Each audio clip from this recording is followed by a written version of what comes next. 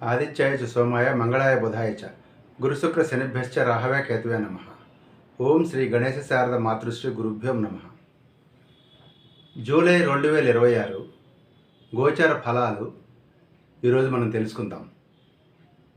మిత్రులారా, ఈరోజు మనం వృశ్చిక రాశి వారి జూలై 2026 గోచార ఫలాలు ఎలా ఉన్నాయో చూద్దాం. వృశ్చిక రాశి అంటే విశాఖ 4వ పాదం వాళ్ళు, అనురాధ 1, 2, 3, 4 పాదాల వాళ్ళు, జ్యేష్ఠ 1, 2, 3, 4 పాదాల వాళ్ళు, వీళ్ళందరూ కూడా వృశ్చిక రాశి కిందకి వస్తారు.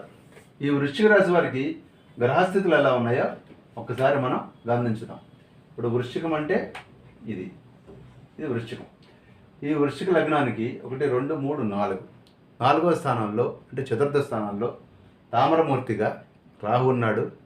పంచమ స్థానంలో శని రజితమూర్తిగా ఉన్నాడు.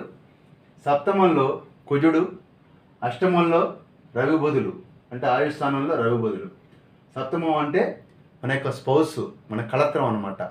సప్తమ స్థానంలో అదేవిధంగా మన పార్ట్నర్ ఆ స్థానంలో కుజుడు ఉన్నాడు. అలాగే అష్టమ స్థానంలో రవి బుధులు ఉన్నారు. అదేవిధంగా భాగ్యస్థానం పితృస్థానంలో గురు శుక్రులు ఉన్నారు. గురువు సువర్ణమూర్తిగా ఉన్నాడు భాగ్యంలో. మరో పక్కన అలాగే రాజ్యస్థానంలో కేతు ఉన్నాడు. అతడు కూడాను మనకి తామ్రమూర్తిగానే ఉన్నాడు. సో ఓవరాల్గా కనుక మనం నెల మొత్తం తీసుకున్నట్లయితే కేతువు, గురువు, బుధ, శుక్రులు 1 నుంచి 4వ తారీఖు వరకు అత్యంత అనుకూలంగా ఉన్నారు. అదే టైంలో మరో 4 గ్రహాలు అత్యంత వ్యతిరేకంగా కూడా ఉన్నాయి. ఉదాహరణకి మనం ఫస్ట్ శని గ్రహాన్ని తీసుకుంటే శని కారణంగా పంచమంలో ఉన్నందువల్ల సంతానం వలన ఖర్చులు, కుటుంబానికి దూరంగా ఉండటము, క్యాంపులు పడతాయి, లేకపోతే మీటింగ్లు అవుతాయి, ట్రైనింగ్లు అవుతాయి, మీరు ఎక్కడెక్కడికి వెళ్ళాల్సి వస్తుంది, సందిగ్ధత ఉంటుంది, కన్ఫ్యూజన్ ఉంటుంది, ఒక విధంగా టెన్షన్ ఉంటుంది, బంధువుల నుంచి సమస్యలు వస్తాయి. ఓకే, అదేవిధంగా పుత్రుల వల్ల లేదా సంతానం వల్ల ఖర్చులు కానీ సమస్యలు కానీ ఏదైనా రావచ్చు. ఈ విధంగా ఉంటుంది ఈ శని కారణంగా. మరోపక్క రాహు 4లో ఉన్న సందర్భంగా కుటుంబంలో సభ్యులకు కానివ్వండి, ముఖ్యంగా తల్లికి కానివ్వండి, లేదా ఇంటికి సంబంధించి కానివ్వండి, లేదా వాహనాలకు సంబంధించి కానీ కొన్ని ఖర్చులు వచ్చేటువంటి అవకాశం ఉంది. ఇక్కడ మనం తెలివిగా చేయాల్సిన పని ఏంటంటే ఈ ఖర్చుల్ని అవాయిడ్ చేయకుండా ఏదో ఒక దానికి ఆ ఖర్చు వచ్చినప్పుడు ఖర్చు పెట్టండి. అంటే ఇప్పుడు చతుర్థంలో రాహు ఉన్నప్పుడు మీరు ఇంటికి, వెహికల్స్కి, తల్లికి ఆరోగ్య సమస్యలు వచ్చేటువంటి అవకాశం ఉంది. వెహికల్స్కి ఆరోగ్య సమస్యలు అంటే మెయింటెనెన్స్ ప్రాబ్లమ్స్, ఇంటికి ఆరోగ్య సమస్యలు అంటే రిపేర్ ప్రాబ్లమ్స్, డ్రైనేజ్ ప్రాబ్లమ్స్, లేదా ఏదైనా ఒకటి చేద్దాం అనుకున్నారు, పోస్ట్ పోన్ చేశారు, చేయకండి, చేసేసేయండి. అది చేసినట్లయితే ఈ మదర్ హెల్త్ని మీరు సేవ్ చేసుకున్నటువంటి వాళ్ళు అవుతారు. ఏదో ఒక రకంగా ఖర్చు అవ్వాలి, అయ్యేదాన్ని అవనించడం మంచిది. ఈ విధంగా చేసినట్లయితే ఈ రాహువు కారణంగా వచ్చేటువంటి సమస్య కొంత బెటర్గా మనకి డైవర్ట్ చేసినట్లు అవుతుంది. కేతువు 10లో ఉన్నట్లయితే మామూలుగా శుభాన్ని, సౌఖ్యాన్ని, ధనలాభాన్ని, మంచి పనులు మంచిది చేస్తాడు కేతువు. అదే సమయంలో వృత్తిలో కొంత అగౌరవాన్ని, వ్యాపారంలో నష్టాలు కూడా ఈ కేతువు 10లో ఉండి కలిగిస్తాడు. అయితే వీళ్ళందరికంటే కూడా చాలా బెటర్గా మనల్ని ఆదుకోబోతున్నవాడు ఈ సందర్భంలో గురువు సువర్ణమూర్తిగా మీకు భాగ్యంలో ఉన్నాడు వృశ్చిక రాశి వారికి.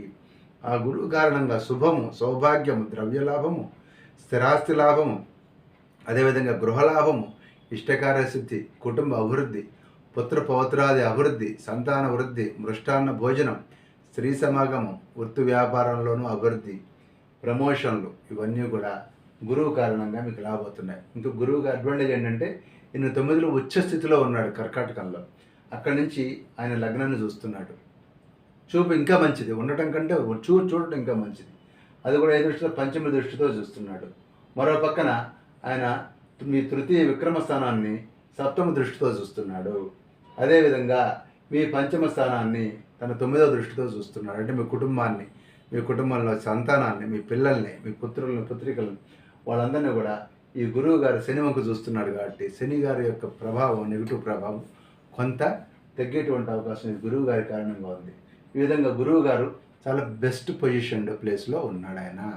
మరోపక్క కుజుడు సప్తమంలో ఉండటం అనేది కొంత ఇబ్బంది కలిగించేటువంటి అంశము. దీనివలన మీకు హెల్త్ ప్రాబ్లమ్స్ కానీ, కంటి ప్రాబ్లమ్స్ కానీ వచ్చేటువంటి అవకాశం ఉంది. యూరినరీ ట్రాక్ ఇన్ఫెక్షన్స్ వచ్చేటువంటి అవకాశం ఉంది. అదేవిధంగా బంధువుల వల్ల కూడా మీకు మనఃక్లేశం వచ్చేటువంటి అవకాశం ఉంది. అలాగే ఫ్యామిలీలో స్పౌస్ తోటి కానీ, లేదా మీ బిజినెస్ పార్ట్నర్స్తో కానీ విరోధం కలిగేటువంటి అవకాశం కూడా మీకు ఈ యొక్క కుజుడు కారణంగా ఉంది. మరోపక్క రవి అష్టమంలో ఉన్న సందర్భంలో మనం భయం ఉంటుంది, కుటుంబంలో అశాంతి, భార్య పిల్లలకి హెల్త్ ప్రాబ్లమ్స్ రావటము, బంధువుల తాకిడి, వినరాని మాటలు వినటము, ఒక విధమైన అగౌరవము, మానసికమైన ఒత్తిడి, ఇవన్నీ కూడా రవి కారణంగా మీకు కలుగుతాయి. అయితే అక్కడే ఉన్నటువంటి బుధుడు మీకు శుభాన్ని, ధనపుత్ర లాభాన్ని, సంతాన వృద్ధిని, సుఖవంతమైనటువంటి కుటుంబ జీవితాన్ని, మేధో సంబంధమైన కార్యాల్లో కూడా విజయాన్ని, ఇవన్నీ కూడా అష్టమంలో ఉన్నటువంటి బుధుడు మీకు ఇవ్వబోతూ ఉన్నాడు.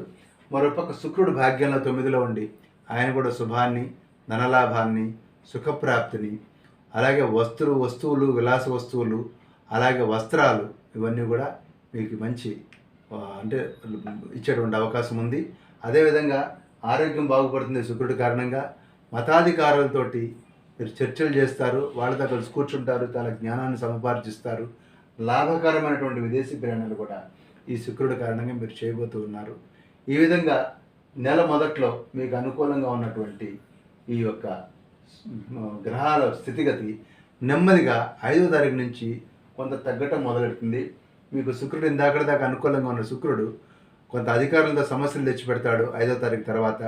ఎప్పటిదాకా బాగానే ఉన్నటువంటి అదే శుక్రుడు అక్కడి నుంచి మీకు సమస్యలు మొదలెడతాడు.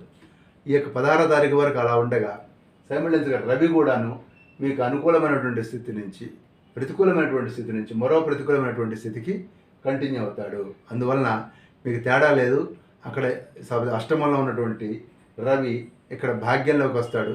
భాగ్యంలో వచ్చినందువల్ల పెద్దలతో సమస్యలు వస్తాయి.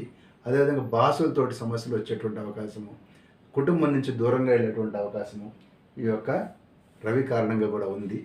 ఓవరాల్గా ఈ నెలంతా తీసుకున్నట్లయితే మీకు ఒక 3 గ్రహాలు బేసిక్గా, ఎందుకంటే 5వ తారీఖు నుంచి 31వ తారీఖు వరకు కేతువు, గురువు, బుధుడు మాత్రమే. కేతువు, ఈ బుధుడు, ఈ యొక్క గురువు మాత్రమే ఇంత మటుకే మీకు అనుకూలంగా ఉన్నారు. శుక్రుడు కొన్నాళ్ళు అనుకూలంగా ఉండి 5వ తారీఖు నుంచి ఇతర ప్రతికూల ఫలితాలు ఇవ్వడం మొదలెడతాడు. దీన్ని బట్టి మనకు మొత్తం మీద ఆధారం అంతా కూడా గురువు గారి మీదే మీరు ఆధారపడి ఉన్నారు. మిగిలినటువంటి గ్రహాలు ఏవి ఎలా ఉన్నప్పటికీ గురువు నుంచే మేజర్గా మీకు లాభం అందుతుంది. కాబట్టి గురువు గారిని చక్కగా చూసుకోండి, గురు ధ్యానం చేయండి. అదేవిధంగా మిగతా గ్రహాల గురించి మీరు నవగ్రహ స్తోత్రం చేయండి. ఓవరాల్గా మీకు గురువు యొక్క బలంతోనే మీరు నెట్టుకొస్తారు. మీరు మంచి అభివృద్ధిని సాధించేటువంటి అవకాశం ఉంది. స్వస్తి.